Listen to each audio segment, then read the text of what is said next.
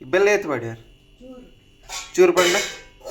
ಹಾಂ, ಬೆಲ್ಲ ಒಂದು ಚೂರು ಹಾಕಿ ಮತ್ತು ಸ್ವಲ್ಪ ನೀರು ಮಿಕ್ಸಿಗೆ ಹಾಕಿ ಒಂದು ಮೆಂತ್ಯ ಆಯ್ತಾ ಇಷ್ಟ ಪಾಡಿ ಚೂರು ಮೆಂತ್ಯ ಹಾಕಿ ಬೆಳಿಗ್ಗೆ ನೆನೆಸಿಟ್ಟು ಸಂಜೆ ಹಾಕಿದ್ದಿದ್ದು ಅಂದಾಜು ಒಂದು 8 ಗಂಟೆ ಆಯ್ತು ಅಂತ 2 ಗಂಟೆ ಆಡದೆ ಕಾಂಡೆ ಅಂದಾಜು ಒಂದು 8 ಗಂಟೆ ಆಯಿತು. ಮತ್ತೆ ಮಧ್ಯಾಹ್ನ 1 ಗಂಟೆ. ಹಾಂ, ಉರ್ದು ತಪಾಲಿ ಅಂಕೆ ಮತ್ತೊಂದು ಚೂರು ಉದ್ದಿನ ಬೇಳೆ ಇದು ಸಹ ಬೆಳಿಗ್ಗೆ ನೆನೆಸಿಟ್ಟು ಸಂಜೆ ಹಾಕಿದ್ದು. ಪಾಡಲಿ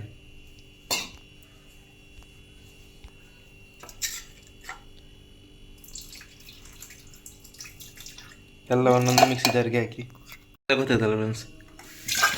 ಬೆಲ್ಲ ಸ್ವಲ್ಪ ಅಂಚದಾಲೆ ಸ್ವಲ್ಪ ಬೆಲ್ಲ, ಒಂಚೂರು ಮೆಂತೆ ಮತ್ತು ಒಂಚೂರು ಉದ್ದಿನಬೇಳೆ ಇಷ್ಟನ್ನು ಇಷ್ಟನ್ನು ಹಾಕಬೇಕು. ಮತ್ತು ಒಂದು ಇಡೀ ತೆಂಗಿನಕಾಯಿ ಇಷ್ಟನ್ನು ಮಿಕ್ಸಿ ಜಾರಿಗೆ ಹಾಕೊಳ್ಳಿ. ಮತ್ತು ಒಂದು ಸ್ವಲ್ಪ ಜೀರಿಗೆ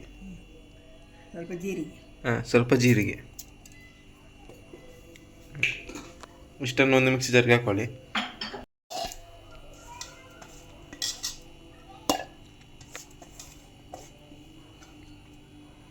ಅದು 1 ಟೇಬಲ್ ಸ್ಪೂನು ಮೆಂತೆ ಕಾಳು ಮತ್ತು 2 ಟೇಬಲ್ ಸ್ಪೂನು ಉದ್ದಿನಬೇಳೆ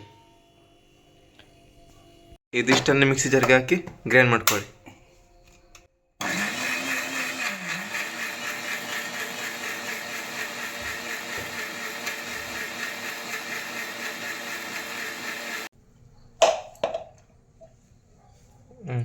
ಒಂದು kg ಬೆಳ್ತಿಗೆ ಅಕ್ಕಿ ಇದೊಂದು 4-5 ಗಂಟೆ ನೆನೆಸಿಟ್ಟಿದೆ ಇದರಲ್ಲಿ. ಅದನ್ನು ಹಾಕೊಳ್ಳಿ ಈಗ ಮಿಕ್ಸಿಗೆ. ಒಂದು 4-5 ಗಂಟೆ ನೀರಲ್ಲಿ ನೆನೆಸಿಟ್ಟ ಅಕ್ಕಿಯನ್ನು ಮಿಕ್ಸಿ ಜಾರಿಗೆ ಹಾಕ್ಕೊಂಡು ಗ್ರೈಂಡ್ ಮಾಡ್ಕೊಳ್ಳಿ. ಮತ್ತೆ ಚೂರು ರುಚಿಗೆ ಬೇಕಾದಷ್ಟು ಉಪ್ಪು ಹಾಕೊಳ್ಳಿ.